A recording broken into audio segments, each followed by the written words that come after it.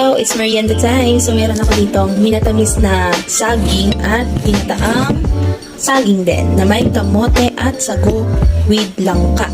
So, tikman natin to mga katakaw.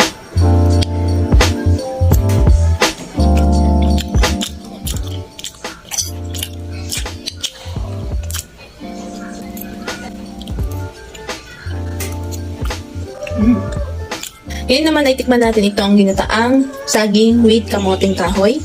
May sago at may, kita nyo malapot. Yan ay may kasamang langka. Yan, kompleto.